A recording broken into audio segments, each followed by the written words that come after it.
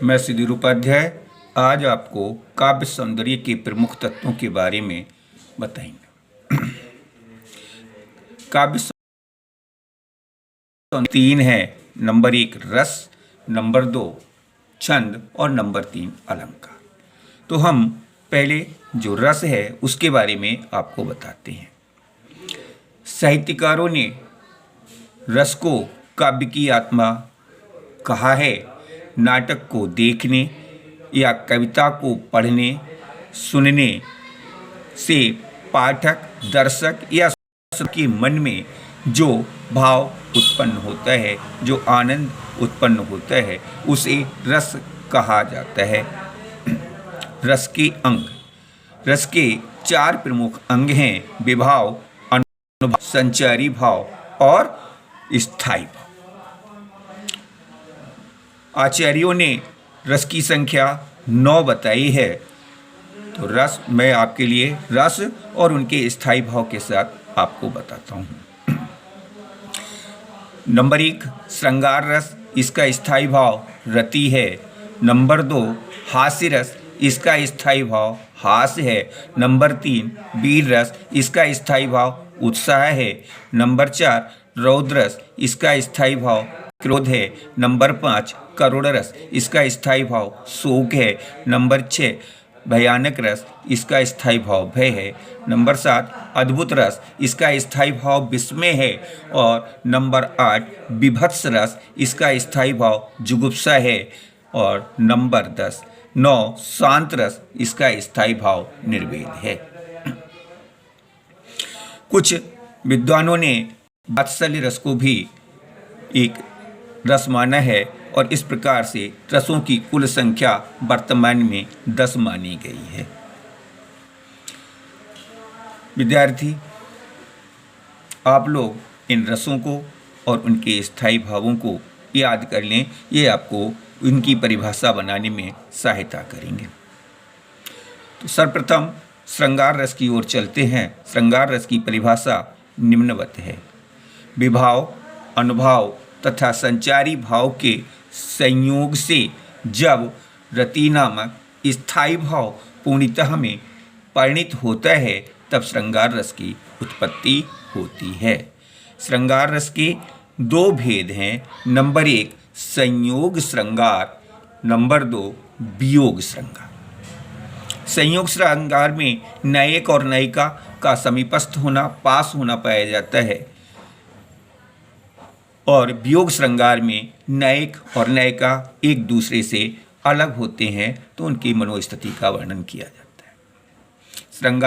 संयोग श्रृंगार का उदाहरण: बतरस लालच लाल की, मुरली धरी लुकाए, सोहन करे भौहन हंसे, देन कहे नट जाए।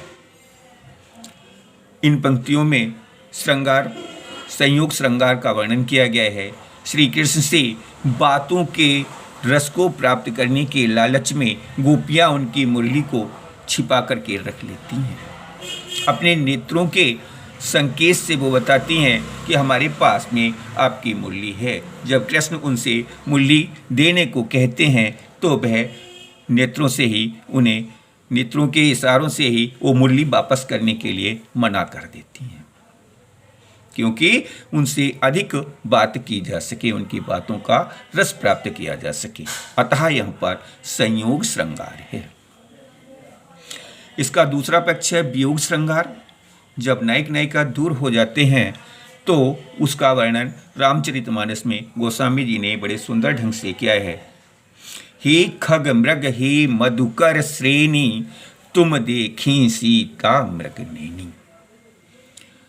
यहाँ पर जब सीता का हरण हो जाता है, राम विलाप करते हुए पशुओं से, पक्षियों से, भ्रमरों से पूछते हैं कि तुमने कहीं मृगों के समान नेत्र वाली सीता को देखा है। विलाप करते हुए आगे बढ़ते हैं। इसमें सीता के विरह के कारण राम के हृदय में जो व्याकुलता उत्पन्न हुई है, इस कारण यहाँ पर वियोग श्रृंगार है।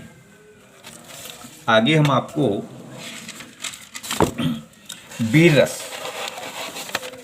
वीर रस की परिभाषा, विभाव, अनुभाव और संचारी भाव के संयोग से जब उत्साह नामक स्थायी भाव पूर्णतः को प्राप्त होता है तब वीर रस की उत्पत्ति होती है। उदाहरण, सहे बार पर बार अंत तक लड़ी वीर बालासी, आहूत सी गिर गई चढ़ी चिता पर चमक उठी ज्वालासी। माने लक्ष्मीबाई अंग्रेजों से युद्ध करते हुए चारों ओर से घिर गईं। अंत में उनके शरीर पर अनेकों घाव लग गए और वह मूर्छित होकर गिरी। उनको ऐसा प्रतीत हो रहा था उस समय कि उनके शरीर में ज्वाला की चमक उत्पन्न हो गई हो, अर्थात विद्युत की चमक पुंज उत्पन्न हुआ हो।